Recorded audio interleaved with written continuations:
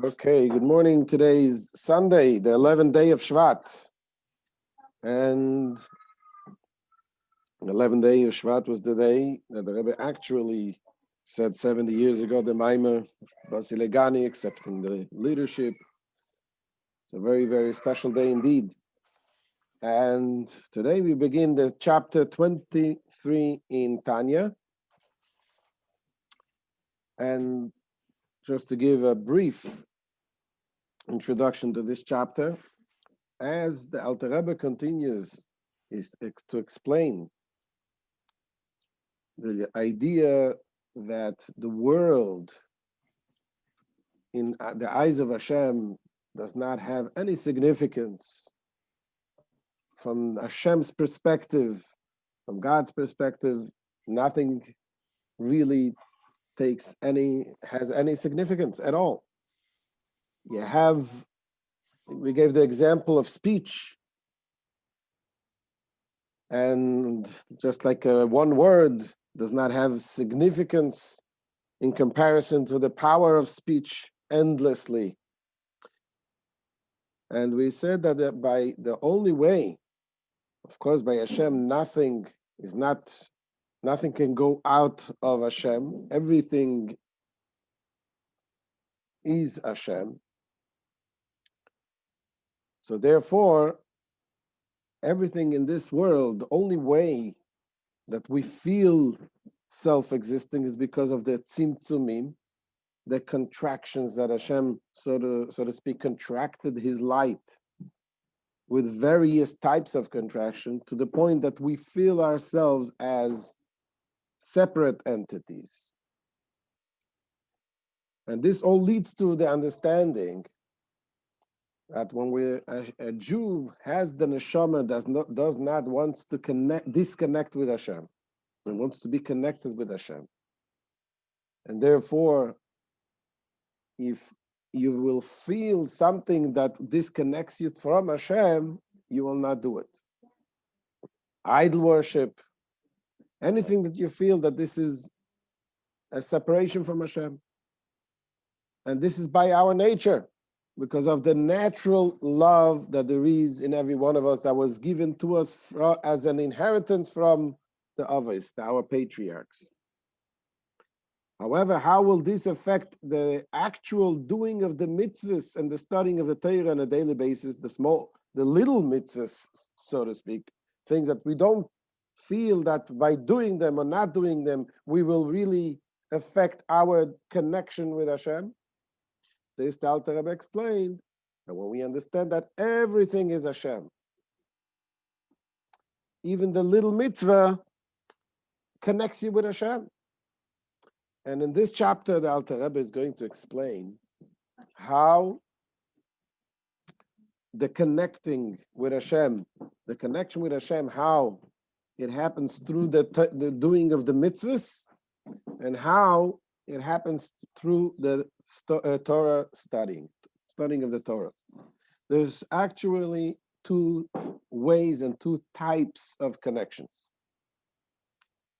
The mitzvahs, it quotes the Zohar that God and the Torah is one, and another quote is that the mitzvahs, the commandments, are considered the limbs of Hashem. And we will explain this so we can understand and relate to it what is the difference. Today, we will focus on the part of the mitzvahs. So let's look inside.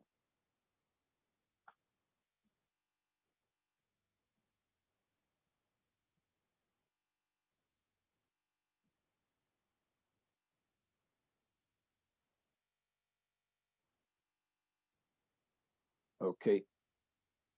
Now, says the Alter Rebbe, Ve'im kol aniz kaleil, Yuvan ve'yevuar eitev. In light of all that has been said above, we will understand, it will be explained very well, but Tosefes Biur, with an additional explanation, Masha Omru beZohar, the statement that it says in the Zohar, the Raisa ve'kudsha brichu kula chad, that the Torah And the God is one. They're entirely one. And then there is another statement. There's a statement in the Zohar, with Tikkunim, the commentary in the Tikkunei Zohar, it says, the Ramach Pikudim, Inun Ramach Evorim the Malkim. The 248 commandments are the 248 organs of the divine king of God. 248 organs. What does that mean? I mean, it seems to me that it's the same idea.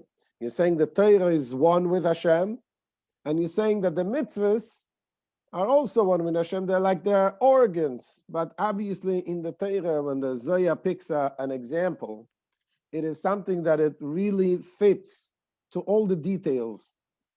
And we need to understand what is the comparison. Why does he use the example of organs, of limbs of the human body to explain the connection, the meaning of the mitzvahs, the commandments that we do? Says the Rebbe like this. The Alter Rebbe, לפי שהמצווה אין פנימיוס רוצנו עליון וחפצו אמיתי, המלובש בכל העולמות העליונים ותחתונים לאחריותם. He says the mitzvahs, they constitute God's innermost will. As we explained in the previous chapter regarding God's creation of the world, we said that there is the inner will and the exterior will. What does that mean? Let's say you have a desire, you want to go on a vacation. So that's your desire, you want to sit and relax. In order to do this, you want to book a ticket, and you want to rent a car, and you want to prepare, make all the preparations around it, but that's not your inner will. Or if you go to work, you want to you want to earn money. You want to wake up and go to work, but that's not your inner will. The inner will is to make the money, but this is also not the ultimate will. Ultimate will is to make a life from the money that you earn. So the same thing it says here. What is the inner will of Hashem? The inner will of God is us doing a mitzvah, us fulfilling His commandment. When you light a Shabbos candle, when you give tzedakah, when you help a person, the inner will, every mitzvah that you do is the inner will of Hashem. Now, in order to create this, in order to come to this point, you needed to create the whole entire world. In order to put on tefillin, you have to have skin of a cow. In order to have a cow, you have to have a farm. In order to have a farm, you have to have farmers. And you have to have everything that involves to get this to the point of fulfilling God's will. So this is the inner will. And the spiritual worlds as well, even the angels, the higher world, they're also not the ultimate inner will of Hashem, because then they're also only part of the plan to be able to create this physical world. They had to have all the worlds above us, and through the filtering, through the contractions, to get to the point where we are as human beings. And it says, and all of the mitzvahs, these are the inner will of the true desire of Hashem. And that's what it says, that they're clothed in all the upper and lower worlds, even the upper worlds, to giving them life. Now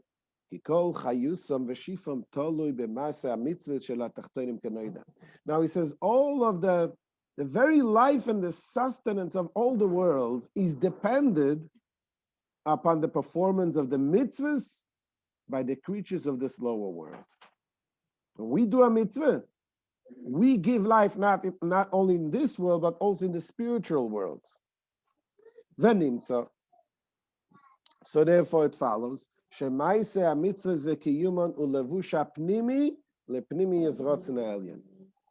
the performance and fulfillment of the mitzvahs is the innermost garment for the innermost aspect of God's will.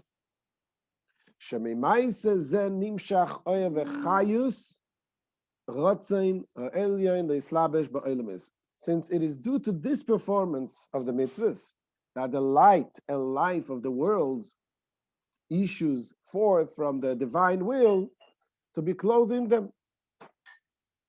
and explains this is why it's called the limbs. This is why it's called the organs of the king. Why? So basically what he's going to say is that an organ is something that does automatically what you want. I want to pick up the phone. I just picked up the phone. My hand, I didn't have to give an order and instruct my hand to move and to go and to pick it up and to lift it up. It goes automatically. What is the definition of an organ? We have 248 organs, limbs. What is the definition of the limb? Is not the physical flesh. You wake up in the morning, and if you feel that you have a hand, that's a problem. If you feel that you have a hand, that means that there is a problem in the hand. The old definition of what is the hand, what is the purpose of the hand, is to not to feel it, to be nullified to the function that it's supposed to do. This is the definition of the hand. This is the definition of every organ. So the definition of the organ is something that is nullified to what the purpose, what it is supposed to do. Continues the Alter Rebbe, and this is why he says, therefore, the mitzvahs are figuratively described as organs of the king.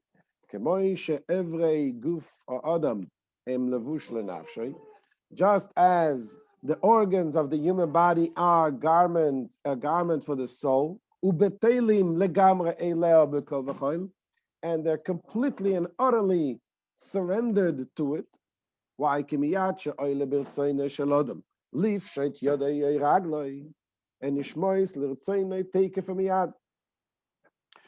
it is evident from the fact that as soon as a person desires to stretch out his hand or foot, they obey his will immediately, without any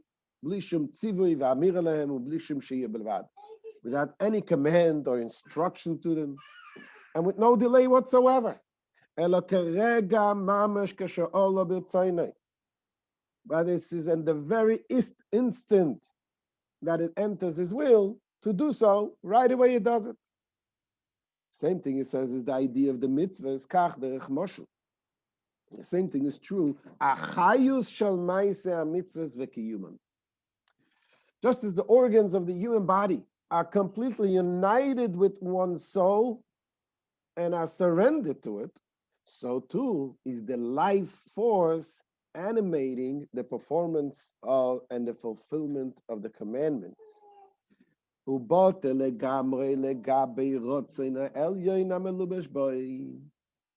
It is completely surrendered to the divine will which is enclosed in it. And the life force becomes, in relation to the divine will, like a body to a soul. The soul functions through the body. So this is the interior life force that animates, that makes the person do the mitzvah. But the same thing is also, says the Alter Rebbe, there is also the exterior garment. The external garment is the action of the mitzvah. There is the power that makes the person do the mitzvah, and there's the physical action of doing the mitzvah. So he says, likewise, the external garment of the divine soul, which is in the person that fulfills the mitzvah,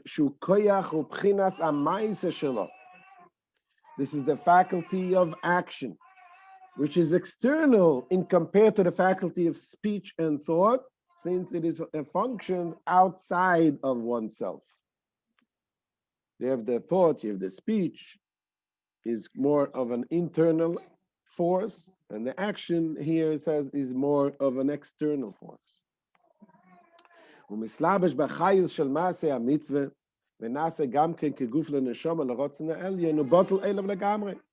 this also, the action also clothes itself in the vitality of the performance of the mitzvah, and it becomes like a body to a soul, to the divine will, and it is completely surrendered to the divine will. And therefore, also those organs of the body of the person that fulfill the mitzvah.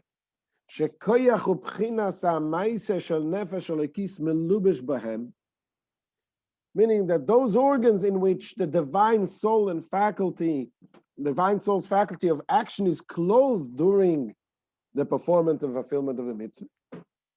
They too become literally a makava. What is it? A chariot to the will of Hashem. Kagoin, for example, ayad amechalekes tzedakah la'anim, the hand which distribute charity to the poor. That hand now became a chariot to Hashem, doing Hashem's will. Or by performing another mitzvah, lighting Shabbos candles, helping an old lady, any mitzvah that you do.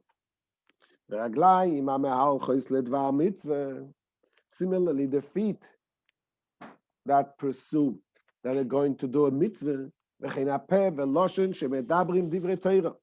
the same thing, the mouth and the tongue that speak the words of Torah. The same thing is the brain. When you use your brain and you think in words of Torah,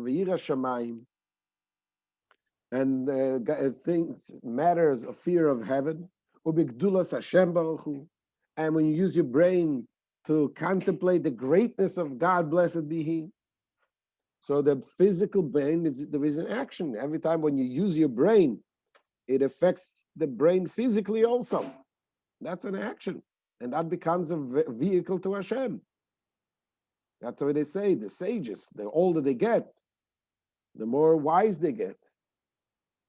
It affects the brain, affects the thinking. This is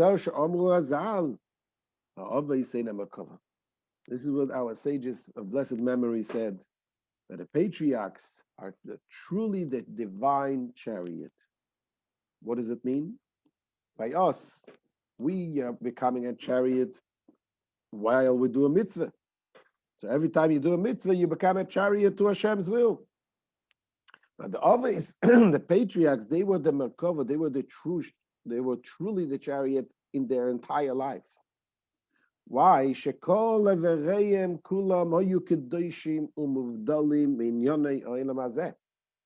Because their organs, all of their organs, were completely holy and detached from mundane matters. Mundane matters didn't speak to them at all. They